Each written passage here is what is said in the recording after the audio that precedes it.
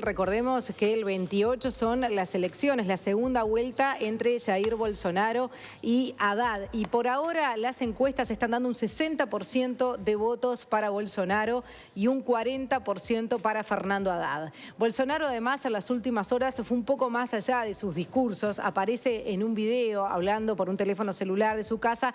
Esas palabras estaban siendo transmitidas hacia la manifestación de sus seguidores en San Pablo. Él por un tema de recuperación de su salud, recordemos que había sido agredido, no está yendo, no fue ni al debate ni está yendo a esas movilizaciones ni actos, pero sí transmitió sus palabras por celular. Lanzó duras advertencias a la oposición. Esta patria es nuestra, no es de esa banda que tiene una bandera roja y la cabeza lavada. La limpieza será mucho más limpia. Esa banda, si quiere quedarse aquí, va a tener que someterse a la ley de todos. O salen fuera o van a la cárcel. Essa turma, se quiser ficar aqui, vai ter que se colocar sob a lei de todos nós. Ou vão para fora, ou vão para cadeia. Esses marginais vermelhos serão banidos de nossa pátria. O Haddad vai chegar aí também, mas não será para visitá-lo, não. Será para ficar alguns anos ao teu lado. Já que vocês se amam tanto, vocês vão apodrecer na cadeia. Queremos a imprensa livre, mas com responsabilidade. A Folha de São Paulo é o maior fake news do Brasil. Vocês não terão mais verba publicitária do governo. Yo no sé cuánto le pasa con el tema de la salud, si es ya la salud o es la estrategia que le está rindiendo de no aparecer en ningún lado. Bueno, también. Hay que ver, no sé, cuál es la recuperación. Pero vamos a tener más información porque nos vamos justamente a Brasil a ver cómo se están viviendo estas horas, si es una estrategia no aparecer en estos actos y también en algunos encuentros que han tenido y qué va a pasar en esta semana y cómo se viven sobre todo estas palabras. Estamos en contacto vía Skype con Gustavo Segre, periodista que está en Brasil. Buenos días, ¿cómo estás? Buenos días, muy bien. No soy periodista, no estudié periodismo. Analista internacional, en eso estábamos hablando. Sí, eran las dos cosas, pero bien, analista internacional. Entonces, bueno, contanos un poco cómo se está viviendo y en qué contexto se dan estas palabras de Bolsonaro. Bueno, es una semana decisiva porque en menos de una semana precisamente los brasileños van a resolver su futuro político los próximos 4 años y claramente eligen entre dos modelos antagónicos. Los que votan a Fernando Haddad con una observancia hacia la izquierda, con un modelo económico totalmente diferente, que propone inclusive revocar la ley del congelamiento del gasto público, aumentar los créditos, bajar la tasa de interés. Y por el otro lado, Jair Bolsonaro, muy a la derecha, que propone, entre sus cuestiones económicas, reducir la cantidad de ministerios, que el déficit fiscal sea equilibrado en el primer año, que tenga a partir del segundo año superávit fiscal y claramente son modelos de análisis del recurso público muy diferentes. Eso sin contar la ideología, claramente, porque el Partido de los Trabajadores tiene una ideología que ha reforzado más hacia la izquierda y como escuchábamos recién en el discurso, Bolsonaro tiene una ideología de mucha energía, cuestionable en determinados momentos, pero que refleja el pensamiento de muchos brasileros y eso explica por qué Bolsonaro tiene 60% de los votos válidos en las encuestas.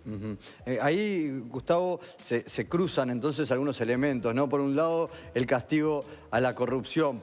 Por otro lado, la elección entre estos dos modelos que va más allá de los candidatos. De repente mucha gente no comparte cuestiones que ha dicho Bolsonaro en su discurso, en la parte más machista, la parte más homofóbica, pero entre esos dos modelos elige el que Bolsonaro hoy representa. Y además la otra parte del discurso con la que sí se identifican muchos brasileros. Sí, bueno, en mi caso, yo no voto en Brasil, pero no votaría a Bolsonaro. Mi posición no es tan a la derecha. Económicamente me gusta mucho lo que propone, pero ideológicamente no. El tema es que cuando el brasilero debe resolver por uno de los dos, o sea, no hay otras opciones, es el Partido de los Trabajadores de un lado, Bolsonaro del otro. Vuelvo a decir, mi caso personal, viví 14 años en los gobiernos del Partido de los Trabajadores que se han robado todo, que inventaban empresas estatales para colocar gente y para seguir robando. Entonces, en ese modelo donde además Fernando Haddad menciona que va a subir la rampa del Planalto, que es entrar a la Casa de Gobierno acompañado por Lula, y uno dice, espera, Lula está preso, ¿cómo va a acompañarlo? lo cual te lleva a pensar que habrá un indulto presidencial si gana. No es el modelo que mucha gente quiere. Y de hecho, volviendo a lo que piensan muchos brasileros, cuando vos tenés que analizar, y esto es lo que ha dividido electoralmente a Brasil, es: yo no quiero el Partido de los Trabajadores, y te doy el caso mío, yo no quiero el Partido de los Trabajadores. ¿Qué es lo que hay enfrente? Y lo tenemos a Bolsonaro, y no es lo que me gusta, pero bueno, paciencia. Ajá. De la misma manera, al contrario, mucha gente que mira a Bolsonaro, que lo ve homofóbico, que lo ve misógeno, que lo ve machista, que lo ve racista, y que es correcto esa visión, y dice, bueno, yo no quiero a este señor. ¿Qué es lo que hay enfrente? El Partido de los Trabajadores.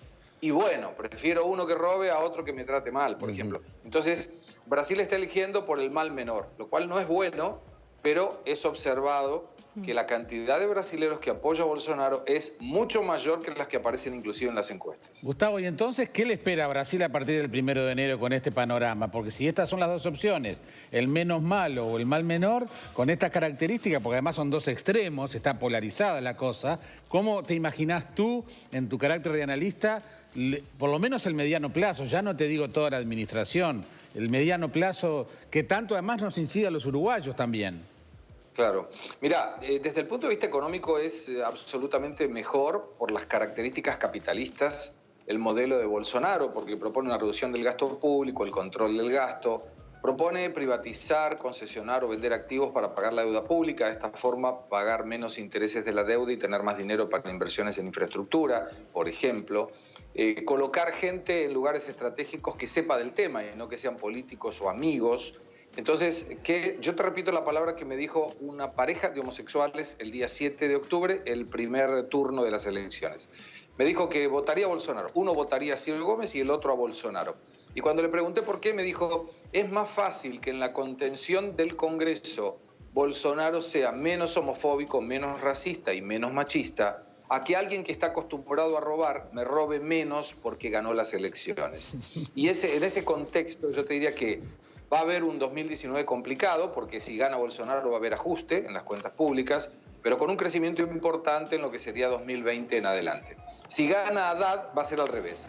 Va a haber una expansión de la economía en 2019-2020, explotando en el 2021-2022, porque el modelo no se sustenta, es un modelo más focado hacia Venezuela. De hecho, mientras Bolsonaro, a pesar de ser acusado de fascista, tiene en su programa el respeto irrestricto a la Constitución, Haddad propone llamar a una Asamblea General Constituyente para alterar la Constitución. Entonces, lamentablemente no es de lo mejor, pero lo que estaba en el medio, que podía ser menos radical, no consiguió captar las atenciones de los electores. Claro.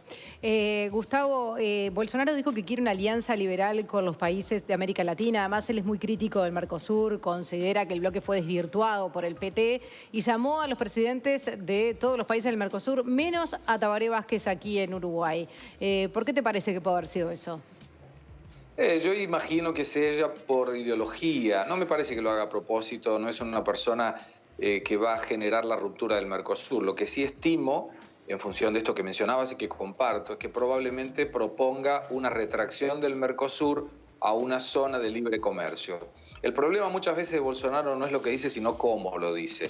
Yo estoy de acuerdo, estudio el Mercosur de su composición en el Tratado de Asunción en 1991, y te diría que es poco lo que se avanzó en ese sentido, porque hoy estamos atados a que si, por ejemplo, Uruguay quiere hacer un acuerdo con España, por decir un ejemplo, o vamos los cuatro o no va ninguno. Y Uruguay no puede ir si quiere. Una retracción de una unión aduanera como es hoy a una zona de libre comercio permitiría que si Uruguay quiere ir a negociar con España, llame a los otros tres, pero si alguno de los tres o ninguno de los tres quiere ir, Uruguay puede ir a negociar con España. Entonces, supongo yo que es por la familiaridad o por la cercanía que pueda tener Uruguay con los gobiernos del Partido de los Trabajadores, al cual Bolsonaro es claramente antagónico, puede estar la explicación de por qué no lo llamó. Pero de cualquier forma, en el momento de sentarse a negociar, claramente tendrá que participar. Bien, Gustavo Segre, muchísimas gracias por todo este análisis. Estaremos en contacto porque, bueno, se vienen las elecciones y ver entonces qué pasará por estas horas. Muchísimas gracias. A ustedes, buen día. Una buena jornada.